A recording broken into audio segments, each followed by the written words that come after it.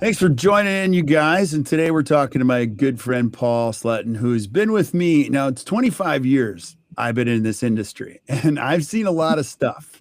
I'm not the smartest guy. One of the things I learned the hard way is you just surround yourself with really smart people who can help you, and you stay focused on the things that you're good at. And so I'm only good at a couple things, but Paul, you're really good on the transitions and all the stuff that I'm just terrible on. And today we're going to be talking about successful and unsuccessful transitions. But now you're my guy when it comes to this. I've come to you for years, but if somebody's listening to the podcast for the first time, I want them to know who Paul Sletten is. So tell us who you are first. I am the owner of a business called the Sletten Group, and we work exclusively with dentists. We've done transitions in 50 states and all over Canada as well. And what we do is work with dentists, and we help them plan and implement transitions. I grew up in a dental family. My dad was a dentist in a small town in Minnesota. And my brother is an orthodontist. My nephew's an orthodontist. My other nephew's a general dentist. Our son married a dentist. So we have lots of people in the family. I've always been attracted to the dental profession, not to be a dentist, but I find that it's just incredibly fun to be able to work with our clients at really important times in their lives when they need to plan and implement a transition and they really need it to go well. Yeah. And you're going to take us through the ins and outs of that, because this is just one of those sticky situations. Now, I'm a little biased, so I'm going to have to control my own emotions around this, because people get into, partnerships for the wrong reasons. They go, oh, I'm going to get a partner. And I'm like, okay, so how many patients do you have? Well, I have 1,200. Like, you're not really ready for, well, why do you want a partner? Well, I want to grow the practice so I can take more time off. And I'm like, okay, that's not really a good reason. So, but before people listen to me talk, I want to ask you so many questions, but let's talk about successful and unsuccessful transitions. Why are there so many? Now, first of all, is it true on the statistics? People always talk, gosh, it's 70 to 90% of them fail in some fashion. Is that kind of an inflated statistic, or is it abnormally high first, and then tell us why? I think it's high, but I think it's way over half are unsuccessful. Let's talk about unsuccessful transitions first. The biggest reason by far is that they don't have a plan. When a practice owner wants to transition a practice, either by adding another dentist at an appropriate time, as you said, or transitioning out of the practice, everything flows from the plan of the owner. So if the owner is unsure of how to do it, when to do it, and those kinds of things, then the other doctor who's under consideration for joining the practice can't make their plans either.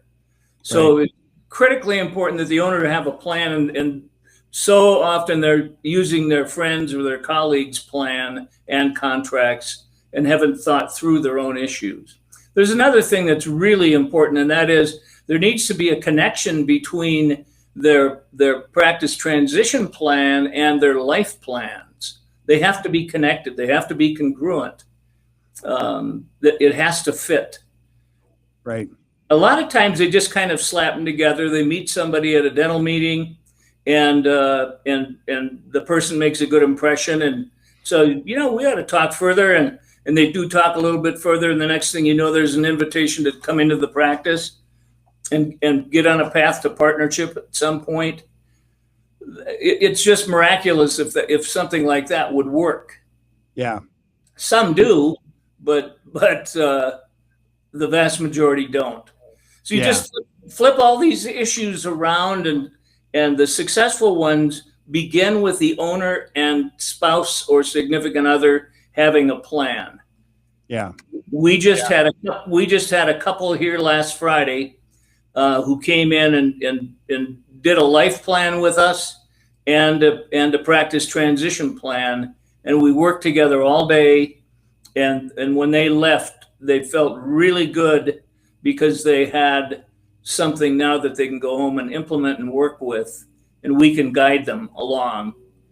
So you have to have a plan, and you have to have a timetable. Yeah. How many people do we ask, how much longer are you going to practice and at what pace? And the typical answer is 5 years. And then you talk to some of them 5 years later, and you ask them the same question, and they say 5 years. Right. And so on. And so what they're doing is they're just running laps. And with no finish line or no tape at the end, that's not fun. And then the practice starts to go sour. It begins to plateau, and it can't sustain a plateau, so it begins to go into decline. And now you're losing value for your practice. And so there are really some downside issues to deal with without a plan. Yeah. Now go back to this, because you're bringing up something that people don't talk about a lot. It's one thing to have a plan. I think everyone would agree is you got to have a plan. And then, it's amazing how many of them don't. And then the second thing is a life plan, because I actually would consider that one even more important. There are so many, and I'm not going to throw all of them under the bus, but there's a lot of proposition now in dentistry. And you know this, if you're a dentist listening, somebody can come in and buy your practice for 51% of your practice, up to 90% of your practice. And the cool thing is you can still be an owner.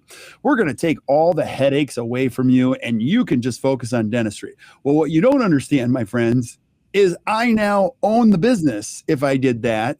And if you don't want to work on a Saturday, too bad.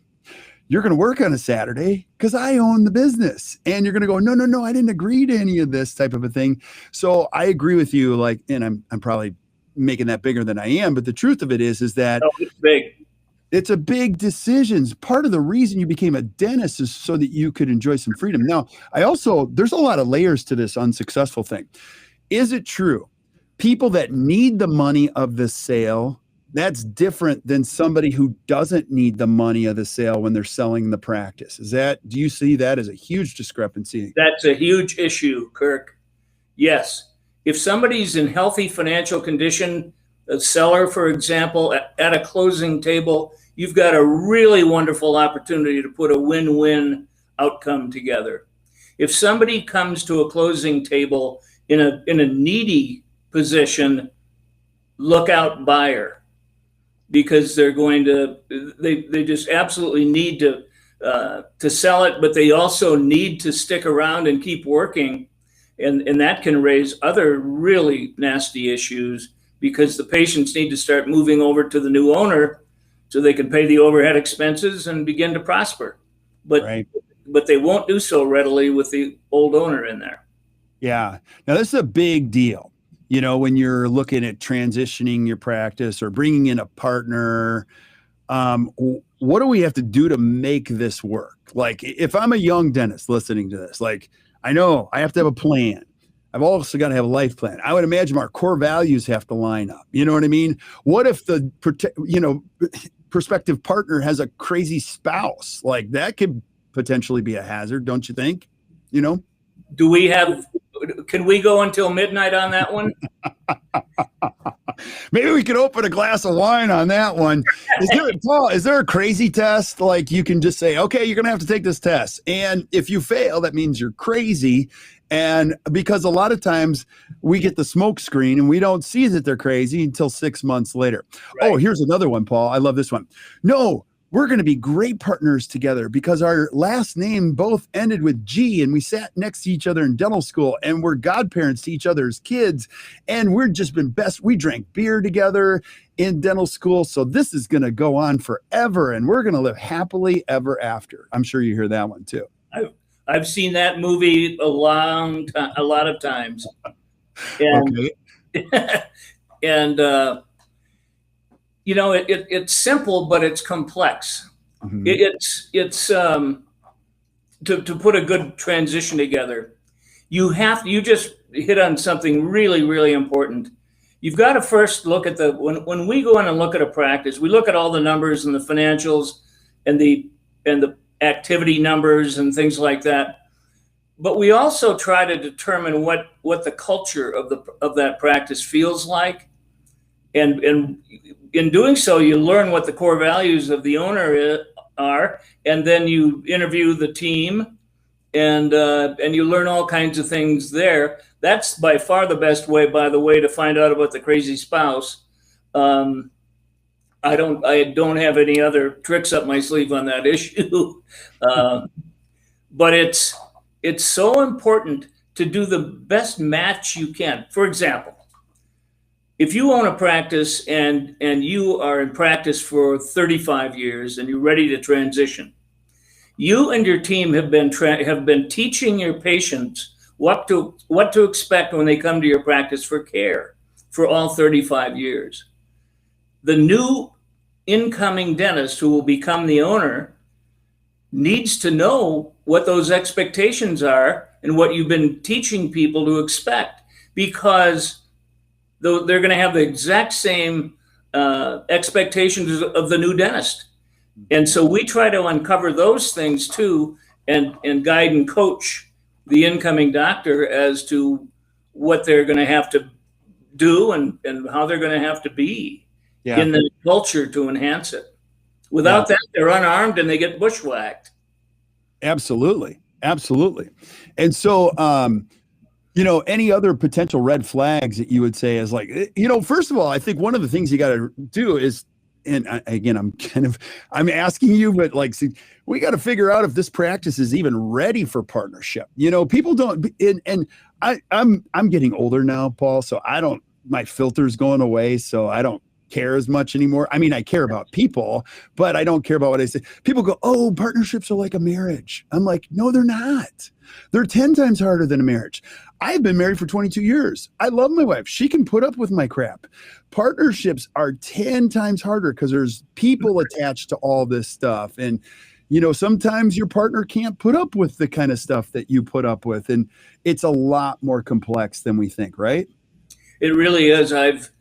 We've put a lot of successful partnerships together. I've also been called on to come into a situation and help take partnerships apart. And when they have that need to bring somebody in to help with that, there's already a toxic relationship in the partnership. I've seen partners that have not spoken with each other, just two doctors in the office and the team. They have not said good morning or go to hell or anything to one another in 6 months. And there's electricity in the air. It's just devastating. Then you start having staff turnover and all kinds of other issues that come into it. So you've got to be really, really careful. You've got to do personality profiles. We have something we call a personal profile, which is something I put together that asks questions about what's important to you. What are the 5 most valuable assets you have? What are the 5 most significant events that have occurred in your life? When did they happen, and how do they impact you? And we start getting insights in addition to just looking at the numbers into who the players are. And there are people that just absolutely don't fit, in a certain practice situation. Yeah.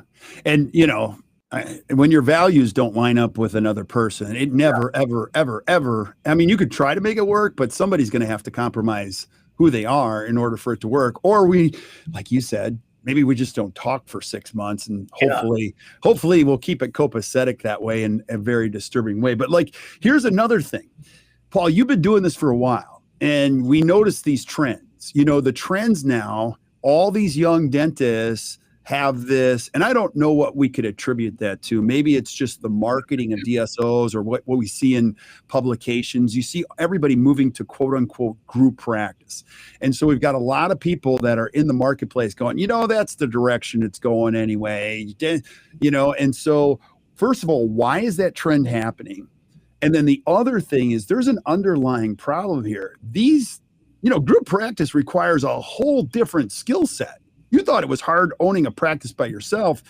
You need another layer of skill sets to deal with, 20 or 30 people. And let me preface that. People always say, oh, Kirk, because I have 13 team members, they're like, oh, don't you want like 25? I'm like, hell no. I mean, even Jesus had staff problems. You know what I mean? There's a whole nother layer that when you add people, you've got to have like great leadership teams in place. So let's talk first. Let's go back to the group practice thing. Why are so many dentists pretty much coming with that pre-existing notion, I got to do group practice? And then what are the skill sets and what do we need to know about group practice before we start putting our tone? I think there's a lot of influence peddlers in the dental profession right now who are outlining the people in DSOs and who are pushing group practice and things like that. And then the dentist finds out after they've sold the practice but are still in it that it's not at all the way it used to be, and they really get stressed and unhappy and so on. So I think there's a lot of that. I think there's a lot of people, young people who are saying, and older dentists who are saying, wouldn't it be nice if I didn't have to manage and lead and run the business and understand the business and so on. And so they just delegate that to someone else, and that doesn't work. It takes some of the burden away, but it adds other burdens, that's for certain. I still, Kirk, I'm a huge believer that private care practice is still strong and has a good future. Yeah. There are a lot of people that are saying that the solo practice will be a dinosaur within 3 years, and some will. But I don't believe that. Not if we see a lot of practices like that really, really thriving. Absolutely. And so whoever's giving that data, there are trends, but even the DSO big ones, even the biggest names in DSO always say this: private care market will be strong. They're actually starting to compete with each other now. And the amount of cash you need when you have multiple people don't understand. Growth sucks cash. Like when you grow, you need huge amounts of cash, because when you have a dental practice, because you got a group practice, and we do $500,000 a month now, all you need is 7 snow days to go, that's not fun. And you start eating huge amounts of reserve. So don't get me wrong. I mean, there's a viable model in both directions, but there will always be a market for fee-for-service. And, if you're a dentist listening to, you got to temper your own thought process. I mean, hell, we thought dentists were going to die when fluoride came onto the scene. That never happened. The world was supposed to end twice in 2012. Dentists have been constantly proclaiming it's the end. Well, I got news for you, my friends. It's not the end. The world's population is skyrocketing. People are living longer, and dentists are going to be busier than ever. And so you're going to be busy. The coolest part about dentistry is you got to just pick how you practice. So I got to be careful, because I love it when you can call your own shots and have a good life. But the hope today is just really articulate what the challenges are, because you're the expert in this. Is like, what is group practice? Go back to the skill set. So one more layer, like the skill set thing in a group practice. What else would I need to know if I'm a young dentist considering group practice? What skills do I need? If you're a young dentist considering group practice, you need to be aware of something. If you have a 4-doctor partnership, that practice is not managed or run by 4 doctors. There's almost always one doctor who emerges as the keeper of the flame and the visionary. Right. And partnerships like that tend to work very, very well. If you had a management by committee, you'd never make any decisions, and you certainly wouldn't make many good decisions. So some of the skills, how do you work with so many people around? What do you know about an ideal candidate profile when you're going to go out and hire somebody for a role or a position in the practice, starting with a doctor, but including team members. What would an ideal candidate profile look like for that role that you need to put someone into, and start from there, and then really take some time to identify that, so you're not just grabbing the next one who comes along. Yeah, but I know it can fix all that, Paul. I can fix all that. You know how I do that? I just have my son come into the practice. You know what I mean? Like, or I'll get my brother to come into the practice. Because when we're family, all those problems go away. Now I'm being facetious, but like, talk about the next layer of it. So we're talking about group practice and partnerships. And please don't think I'm trying to scare you away. We're just preparing you for the realities of it. Yeah. But family, now it's hard enough being married. Like I said, you got to work hard at that. Then you add a partner. That's another one. But now try to create a partnership with a family member. What kind of complexity is that? And what do we need to know about family members coming into the practice? So the typical response to that is if a family member is going to be coming into a practice, it's easy for them to say, we don't need to do all the work prior to you coming on board because we're family. We know each other. We have the same values. And so we don't need to do all the work. The reality is that they need to do twice as much work because so much more is at risk, meaning long-term relationships and so on. I'll give you an example of what can happen unless it's addressed. So a father brings in a daughter. At one point in time, he was father, she was daughter. Now they're colleague and colleague working together. So they're equal. As soon as a conflict arises, father takes charge and takes over and reverts to the old behavior he had in parenting, or daughter becomes the 12-year-old whiner and takes that role, and now you're stuck. You've really got some problems, and so when I brought Pam, my daughter, who's a partner in my business, into our business, even though I'd done a ton of family transition planning and implementation of those plans, I went out and got another consultant to come in and facilitate it because I knew I couldn't facilitate my own transition with my daughter. Right. There was way too much at stake. So there are so many issues. We could talk half a day on it. Yeah. And, the old adage is there's nothing kills a family faster than going into business together. I have a copy of a letter from a dentist, and here's what it says. Please send me your last payment, Dad. That's all it says. And that's the last time they ever communicated. Now, again, this might sound like a little bit of a fear thing, but that is exactly what you wouldn't want. There are a lot of expectations that get failed with money, workload, and I feel like everything's got to be laid out. In the event of your death, as a partner, here's exactly what would happen. And so that goes back to the plan thing, is all of these things, and having an outside expert is key. That's like somebody saying, no, I sell and buy my own house. I don't need a realtor. I don't need any of that. No, you need somebody who's not emotionally involved to point out all of those things, because you're not going to naturally go there, right? Absolutely true. Kirk, there's something I want to share. We had a wonderful client, and we were working with him in putting a long-term plan together for him and his practice and his marriage and so on. And he told me one day that his son was going to be joining the practice, coming into the practice 2 years from the time that he told me. Okay. And I said, there's no way your practice is ready for a second doctor, much less in 2 years. He said, but I have to, because I promised my son when he went to dental school that he could come in with me. And by the way, I've got another son who just got into dental school, and so he'll be coming in 4 years. Wow. I said, do you realize what you're talking about? And the mother worked in the practice as the office manager. That was a very difficult situation. So I had a team meeting. I facilitated a team meeting, and the team spoke up on this issue and said, if the oldest son comes into the practice, we're all gone. If the youngest son comes into the practice in 4 years, we adore him and really respect him, and that'll be good for the practice.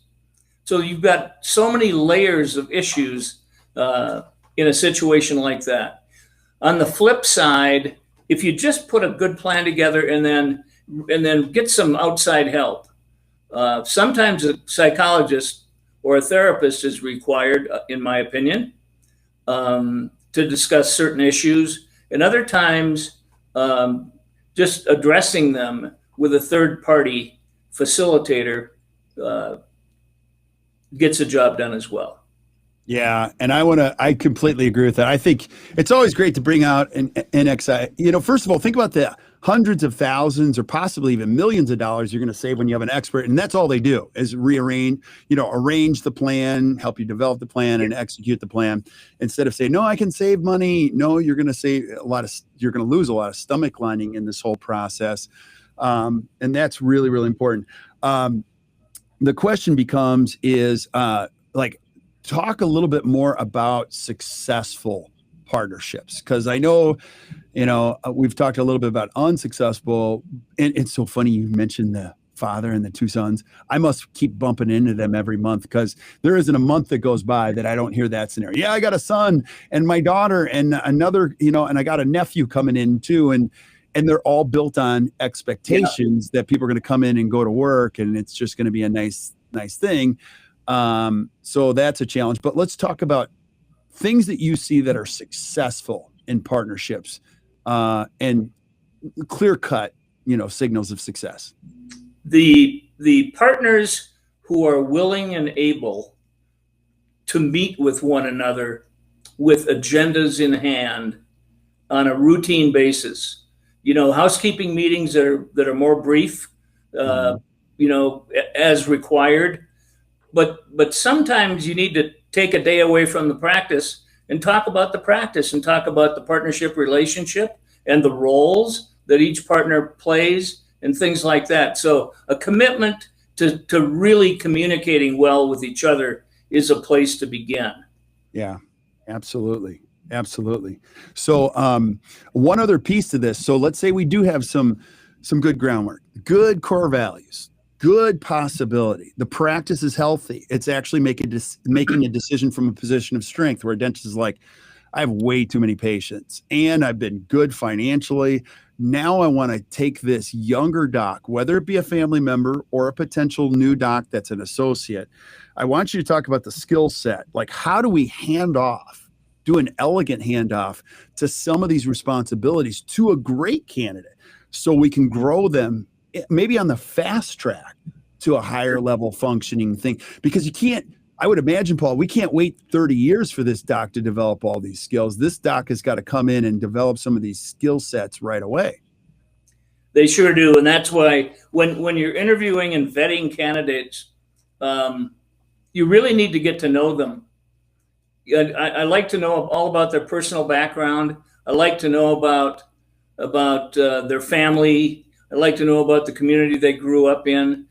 If a practice owner has a really strong work ethic and a lot of drive and fire in the belly and everything else, the incoming doctor has to mirror those things. They don't have to be a clone of that doctor, not by any means, but they have to have those qualities.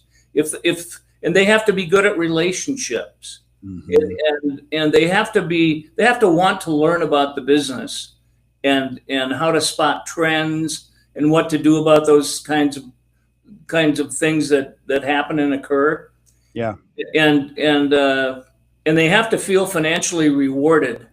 But boy, partners in partnerships really end up working really hard because they're so much more complex. Right. And they have so many more team members. Right. And, this is for another podcast, because I have so many questions on the partnership relationship. But another thing that I hear consistently from partners that have tried this is like, eat what you kill formula. Now that exists if you have your own practice. You only eat what you kill, which is you're only going to take a certain amount of salary. But there are some docs that come in and go, no, I get 50% of it. Well, your production isn't where mine is yet. How can I afford to pay you 50% of the profits?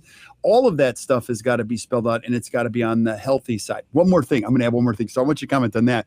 Okay. And while this is not my area of expertise, Paul, what you're talking about, it's crazy important. Like, you got to listen for things. And I would encourage listeners, if you're talking to anyone, I don't care if it's a team member, and I don't care if you're a young dentist talking to an older dentist, when somebody has a consistently unhealthy relationship with their past, it doesn't mean that they had a bad, like, people have had bad past, but they have a healthy they're like, it happened to me, but it made me. But when somebody's constantly telling you they've been screwed over their whole life by everybody, when they have a bad relationship with their past, they always, and I do mean always, have a bad relationship with their future. So don't think that you're going to be the person that saves them from all of their continuous troubles because we're now partners. So I don't even know if that's a question. Well, it's we all encounter people who tease us with their potential. Right. What I mean by that is they are just magnificent on their good days. They just don't have that many of them.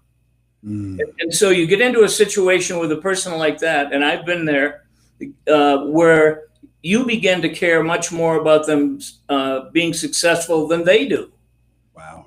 And that's a dead end street. You're not going to win that one. Right. So there are things that you have to notice in that regard as well. You need people to, we've got so many generational differences too. That's another topic entirely. But you really need to get to know them and what their thinking is, and the size of school loan debt for young doctors interested in buying into a practice is a big topic as well. Yeah. And then what are some of the basics, like financially? Obviously we got to talk money as partners. We have to have it clearly outlined. There's got to be rules around money. What are some of the basics? And again, we'll do another podcast on the details, but the basics around money, putting two people together. When one of the most important topics is how are they going to share income and expense, right? And so what we do in a general practice, the model is, it's a very successful model. If it's a 2-doctor practice, and the new person is buying in, what the operating agreement that they will have will instruct them to do is that they will most likely share hygiene according to ownership percentage, hygiene net revenues. But when it comes to doctor production, you total the doctor production. And if one person is producing 55% of doctor production and the other 45%, the shared expenses by the 55% producer, he pays 55% of those, and the other doctor pays 45%. That'll eventually shift later. As the older doctor begins to cut back and phases out of the practice over time, that'll totally flip around. So it's fair at the beginning. It's fair all the way through the partnership. Okay. That's awesome. Now there's so many questions, and I know I don't get you forever today because we'll come back and revisit these things. But if I'm a doctor who's like thinking about selling their practice, could I call you and just vomit into your ear and go, Paul, I'm thinking about all these things. And, I'll say this because I know this much about you is you always do the right thing. Even in certain sales, you've said to me, look, I know that person's offering more, but that's a better fit for the practice. And that's one thing I really appreciate you. But can you talk about the scope of your services? Like, what do you do? Yeah. Do you help me find an associate? Do you structure an associate? Do you help me build? Like, what if I want to transition? What if I'm one of those people you mentioned today? Can you help me? Yeah, sure. Our range of services include helping people put tailored, customized plans together, of course, for their own futures. But it also includes, we do practice valuations. We've done thousands of them. You need to know what the current fair market value of your practice. So that's often a place to begin. we we help people put a plan together. Sometimes they're not ready to implement the plan because the timetable agreed upon says that they're going to start in 3 years. So we will then help them do a search and placement. And we provide those services where we do the screening. It's a collaborative process with the team and the doctors, of course, but we do the vetting and screening and interviewing and processing of candidates. And as real bona fide quality candidates emerge, we will introduce them to the doctors and to the practice, and they'll get deeply into the process. Our process, by the way, is a team-based process. We really understand and know that the team needs to be aware of what's going on and ideally should participate in the process. They're the ones who are going to have to make it work. Right.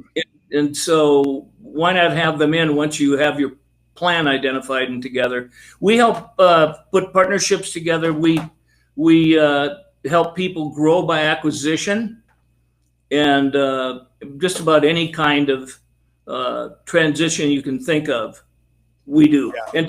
And we help them with the contracts. I'm not an attorney, and we absolutely need the attorneys involved in the model. But by the time we go to the attorney, we pretty well got a package that we can hand them. Yeah, I love it. So that's what we do.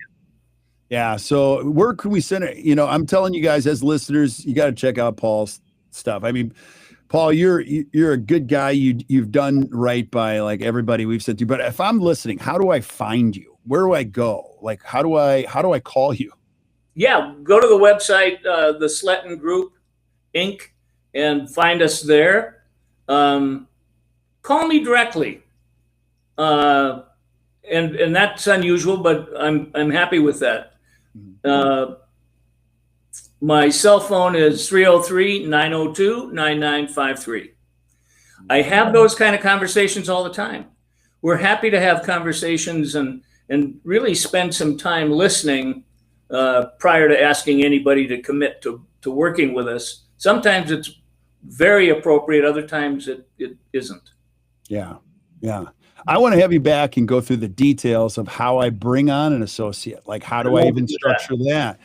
I can see I have a million questions on that one. Some of the healthy and unhealthy disciplines you've seen that make it work, because you know as well as I do, this is not a fun thing for a lot of dentists to do. And you can do all you can, and there's some instances it still doesn't work out. So I want to put our listeners in our community in the highest percentage range of, like, if they decide to do this, they're using at least all the best practices. So can I voluntold you? I call it voluntolding. I'm just going to tell you to come back. But I will be delighted. Paul, you're the best. Thanks for being with me today, buddy. I really appreciate it. Thank you guys for listening to the Best Practices Show. Make sure you check out Paul's group. And then Paul recently did a masterclass for us on Accidental U that we're still getting great feedback. I got great feedback about it even this morning. This is a serious issue. It's a very important one to your future. And so transitions cannot be taken lightly. They have to be really well thought out. And, you know, don't try to do it yourself. There's a lot of experience and a lot of lessons here. So thanks again, Paul. I really appreciate you. My pleasure. Thank you. Good to see you, Kirk. You guys have a great day. Thanks for listening.